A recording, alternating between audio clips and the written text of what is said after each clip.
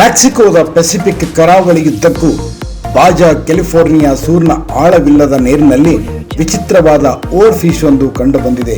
ಉದ್ದವಾದ ರಿಬ್ಬನ್ನಂತ ದೇಹ ಮತ್ತು ರೋಮಾಂಚಕ ಕಿತ್ತಳೆ ರೆಕ್ಕೆಗಳಿಗೆ ಹೆಸರುವಾಸಿಯಾದ ಆಳ ಸಮುದ್ರದ ಜೀವಿ ಪ್ರಳಯ ಮೀನು ಇದನ್ನು ಕರೆಯಲಾಗುತ್ತೆ. ವೀಕ್ಷಕರೇ, ಬಹುಶಃ ಈ ಉತ್ತರ ಅಮೆರಿಕ ಮತ್ತು ದಕ್ಷಿಣ ಅಮೆರಿಕಾದಂತ ನೀವು ಈ ಮೀನನ್ನು ಕಂಡ್ರೆ ಅದು ಪ್ರಳಯದ ಸಂಕೇತ ಅಂಥೇಳಿ ಅಲ್ಲಿ ಜನ ಪರಿಗಣನೆ ಮಾಡ್ತಾರೆ. ಹಾಗಾದರೆ ಈ ಮೀನು ವಿರಳವಾಗಿ ಕಾಣುವುದು, ಅದು ಕೂಡ ಮುಂದಿನ ಒಂದು ದುರ್ಘಟನೆಗಳ ದುರಾಂತಗಳ ಒಂದು ಸಂಕೇತವನ್ನು ಈ ಮೀನು ಕಂಡಾಗ ಮಾತ್ರ ನಾವು ಅದನ್ನು ಊಹೆ ಮಾಡಬೇಕಾಗುತ್ತೆ. ಓಷನ್ ಕನ್ಸರ್ವೆನ್ಸಿ ಪ್ರಕಾರ ವಿಚಿತ್ರವಾಗಿ ಕಾಣುವ ಈ ಮೀನು ಕೆಟ್ಟ ಸುದ್ದಿಯ, ವಿಶೇಷವಾಗಿ ವಿಪತ್ತುಗಳು ಅಥವಾ ವಿನಾಶದ ಮುನ್ಸೂಚನೆಯನ್ನು ಪರಿಗಣಿಸಿದೆ. ಈ ಮೀನು ರ್ಯಾಗೋ ನೋತ್ಸುಕೆ ಎಂದು ಕರೆಯಲ್ಪಡುತ್ತದೆ. ಇದನ್ನು ಜಪಾನಿ ಪುರಾಣದಲ್ಲಿ ಸಾಗರ ದೇವರ ಸಂದೇಶವಾಹಕ ಎಂದು ಅನುವಾದಿಸಲಾಗುತ್ತೆ.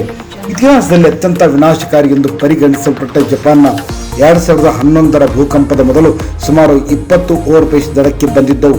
ಪಿಯರ್ ಬುಕ್ ಎಂಬ ಎಕ್ಸ್ ಬಳಕೆದಾರ. ವೀಕ್ಷಕರಿಗೆ ಈ ಮೀನಿನ ಬಗ್ಗೆ ನಾನು ಹೇಳಬೇಕಂದ್ರೆ, ಇದು ಪ್ರಳಯ ಮೀನು ಅಂತ ಕರೀತಾರೆ.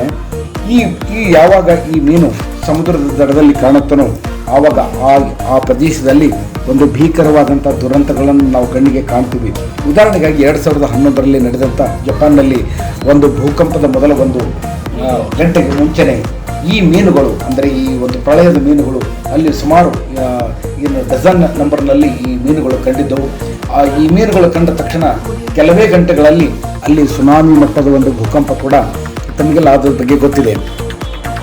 ಈ ಎಲ್ಲ ಆಳ ಸಮುದ್ರದ ಮೀನುಗಳು ಇದ್ದಕ್ಕಿದ್ದಂತೆ ಮೇಲ್ಮೈಗೆ ಬರುವಂತೆ ಸಾಗರದ ಕೆಳಭಾಗದಲ್ಲಿ ಏನಾಗುತ್ತಿದೆ ಎಂದು ಪೋಸ್ಟ್ ಮಾಡಿದ್ದಾರೆ. ಈ ಮೀನು ಸಾಮಾನ್ಯವಾಗಿ ಅನಾರೋಗ್ಯದಿಂದ ಬಳಲುತ್ತಿರುವಾಗ, ಸಾಯುತ್ತಿರುವಾಗ ಅಥವಾ ದಾರಿ ತಪ್ಪಿದಾಗ ಮಾತ್ರ ಮೇಲ್ಮೈಗೆ ಬರುತ್ತದೆ. ಇನ್ನೊಂದು ಇದಕ್ಕೆ ಕಾರಣ ಇದೆ.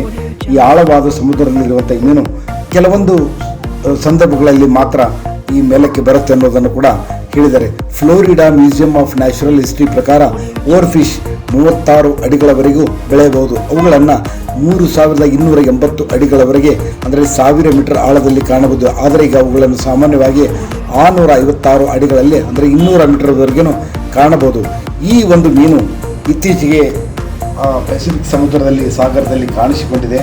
ಇದು ಪ್ರಳಯದ ಸಂಕೇತವಾಗಿದೆ ಅಂಥೇಳಿ ಅಲ್ಲಿ ಜನ ನಂಬಿದ್ದಾರೆ. ಹೌದು, ಜಗತ್ತೀಗ ನಮ್ಮ ಈ ಭೂಮಿ ಸದ್ಯಕ್ಕೆ ಪ್ರಳಯದ ಒಂದು ಘಟ್ಟವನ್ನು ತಲುಪಿದೆ ಅನ್ನೋದಕ್ಕೆ ನಾವು ಈ ಒಂದು ಮೀನಿನ ಉದಾಹರಣೆಯನ್ನು ನೀಡಬಹುದಾಗಿದೆ.